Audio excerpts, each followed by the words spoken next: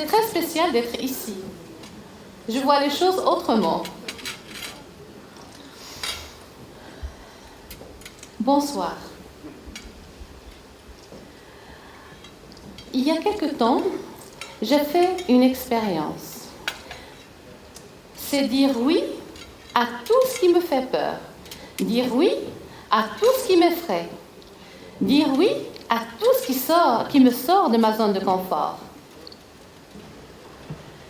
Est-ce que j'ai envie de faire des vidéos? Non, mais oui. Est-ce que j'ai envie d'aller à un cocktail où je ne connais personne? Non, mais oui. Est-ce que j'ai envie de parler sur scène? Non, non, non, non. Mais oui, oui, oui, oui. Et une chose incroyable s'est passée. Le simple fait de dire oui à tout ce qui me fait peur, à tout ce qui m'effraie, a fait envoler cette peur. Pouf, disparu, évaporé. C'est incroyable le pouvoir d'un seul mot. Oui a changé ma vie. Oui m'a changé. Mais il y a un oui en particulier qui a eu un effet surprenant sur moi. D'une façon que je n'aurais jamais imaginée. Vraiment profonde. Et ça a commencé avec une question que m'a posée ma fille.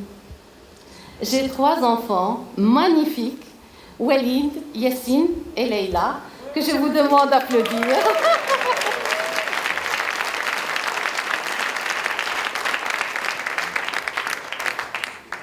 Leïla appelle tout le monde Honey, comme les serveuses dans les films américains. Elle adore les séries américaines. D'ailleurs, je l'appelle ma petite chérie américaine. Honey, tu veux m'apporter un chocolat chaud, s'il te plaît?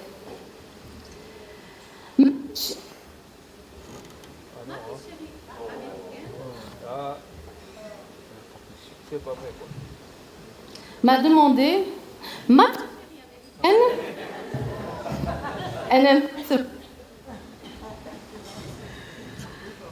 demandé de jouer avec elle un soir alors que j'étais en train de sortir. Et j'ai dit oui.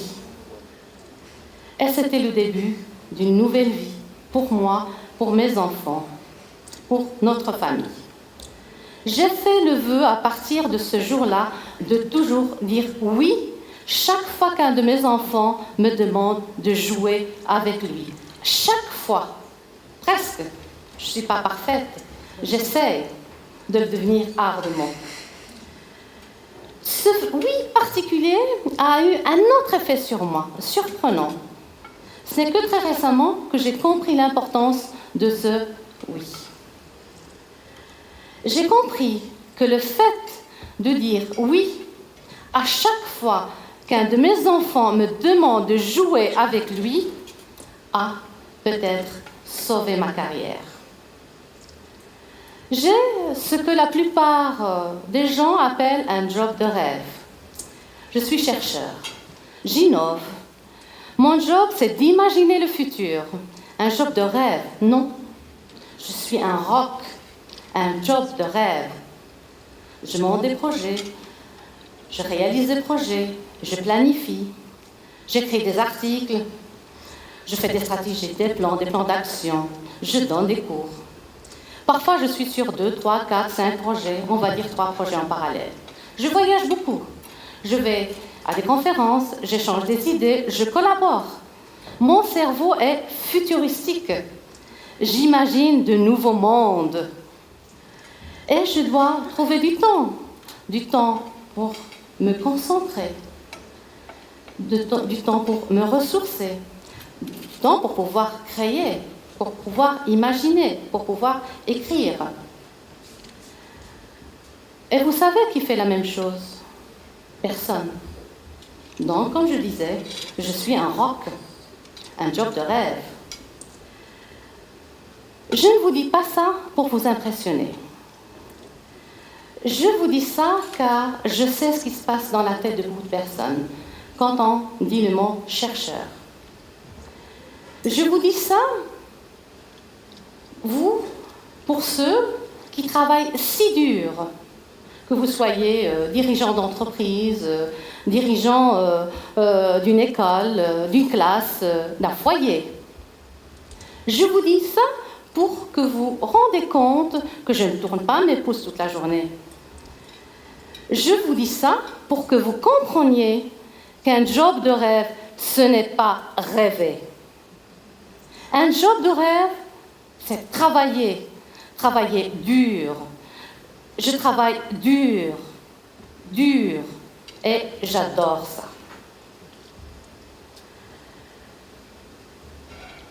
C'est du travail, c'est de la réalité, du sang, de la sueur, mais pas de larmes. Je travaille beaucoup, très dur, et j'adore ça encore. Quand je travaille dur, que je suis vraiment connectée à mon travail, il n'y a pas plus belle chose pour moi au monde. Mon travail, c'est tout le temps d'imaginer une nouvelle vie, un nouveau monde. C'est peindre une toile avec de nouvelles scènes. Apprendre une nouvelle danse, c'est se donner à fond, c'est faire un marathon, c'est être Shakira. Et c'est toutes ces choses-là à la fois. J'adore travailler. C'est créatif, éreintant, excitant, hilarant, inquiétant, maternel, cruel, mais délicieux.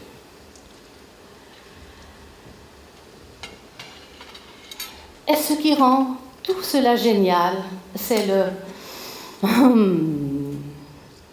Il y a comme un changement dans ma tête quand mon travail est bien fait, bien réussi.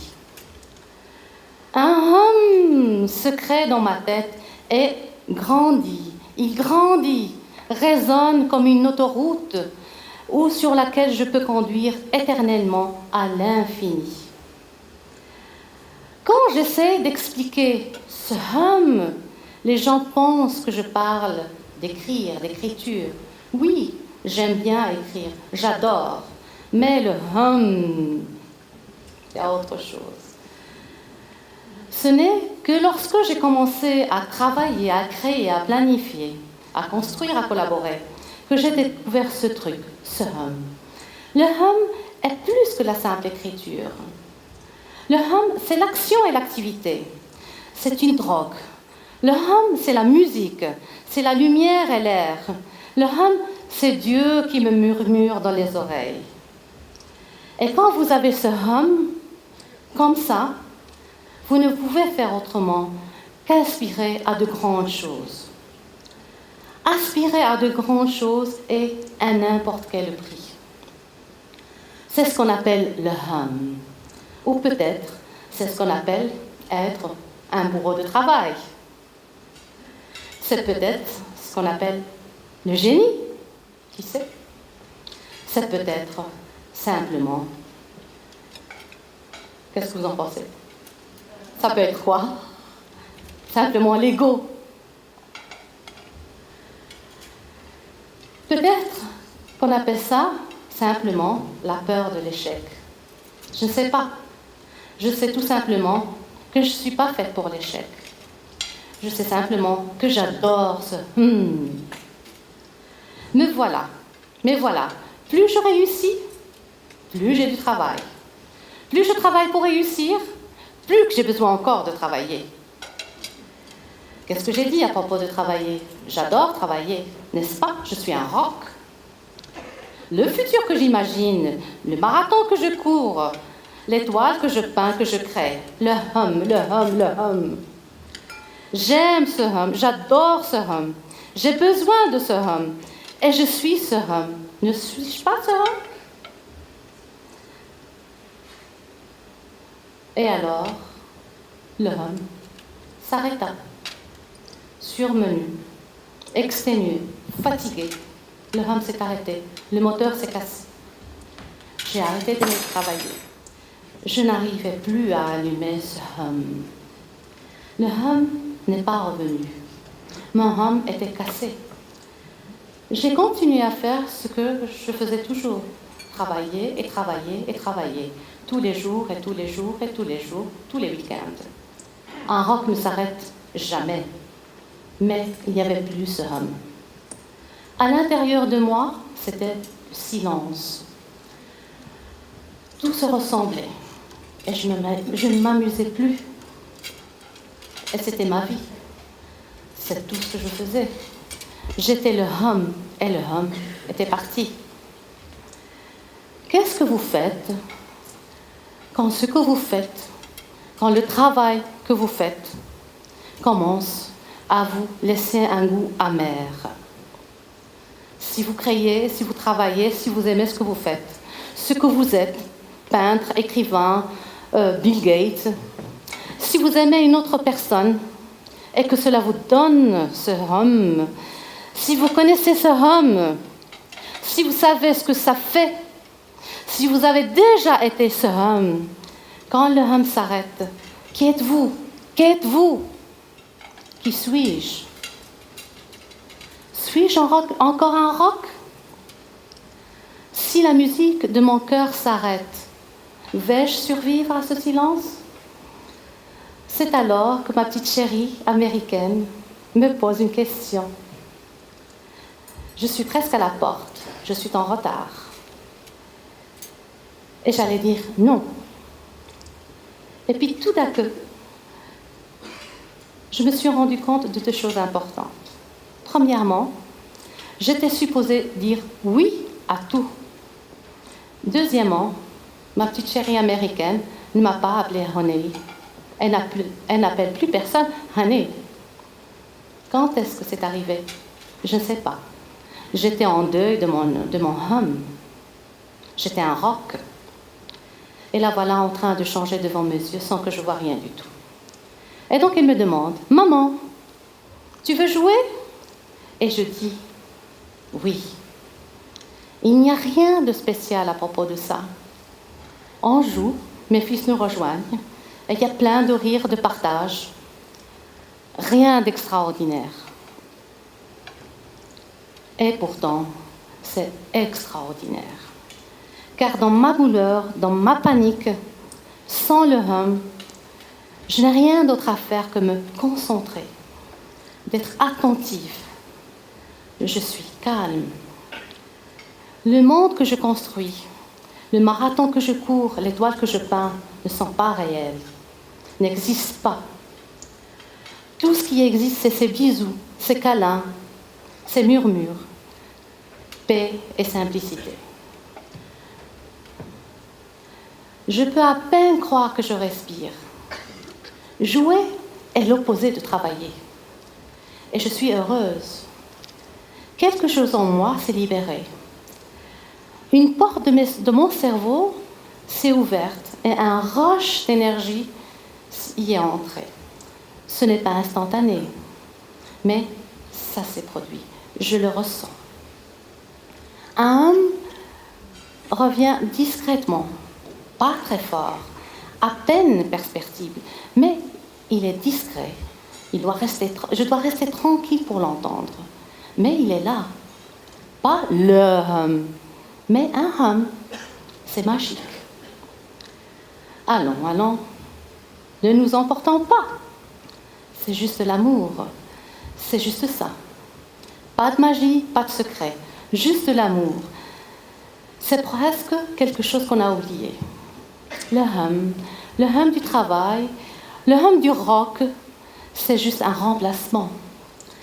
Si je vous demande qui je suis, si je vous dis qui je suis, si je me décris en termes de projets, de plans, de voyages, et combien mon super cerveau futuristique, c'est que j'ai oublié ce qu'est le hum, le vrai. Le hum n'est pas le pouvoir. Il n'est pas spécifique au travail. Il est spécifique à la joie. Il est spécifique à l'amour. Le hum, c'est l'enthousiasme à la vie. Le vrai hum est spécifique à l'amour. Il ignore le regard de l'histoire. Le vrai hum est confiance, paix et simplicité. Le vrai homme est Dieu qui me murmure dans les oreilles. Mais peut-être que Dieu me murmurait rock, mais pourquoi? Peut-être c'était un autre Dieu. c'est juste de l'amour. Nous pourrions tous utiliser un peu plus d'amour, beaucoup plus d'amour. À chaque fois que votre enfant vous demande de jouer avec lui, dites oui. J'en ai fait une règle. Pour une raison.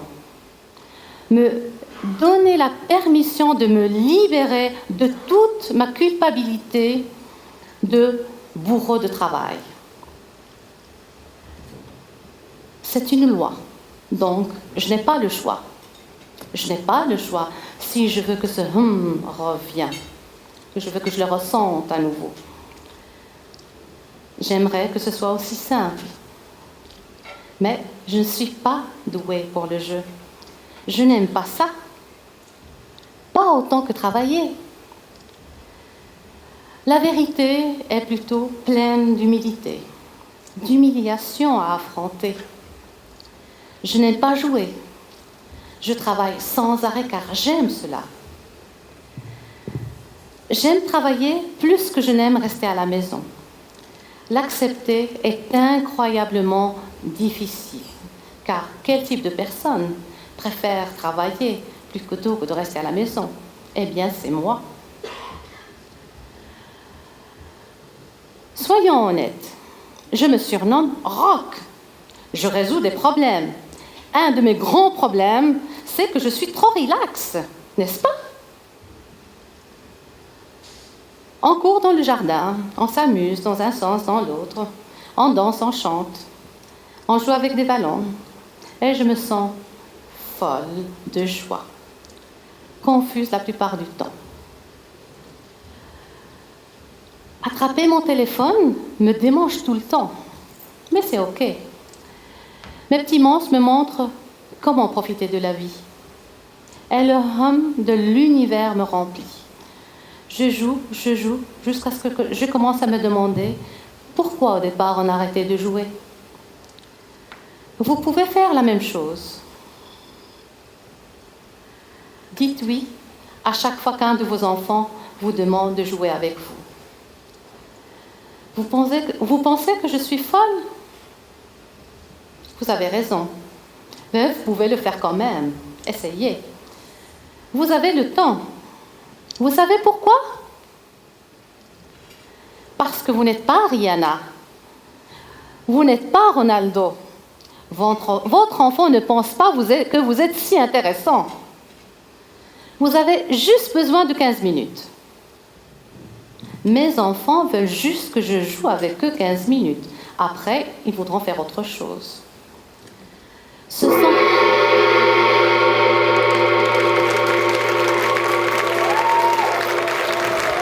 Merci.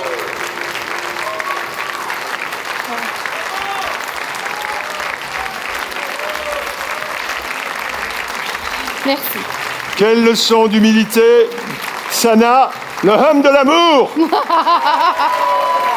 Alors pour lui faire plaisir, tous ensemble, à 3, on va faire un incroyable hum, d'accord? Le plus long possible. 1, 2, 3, hum. Merci Sana, bravo. Merci.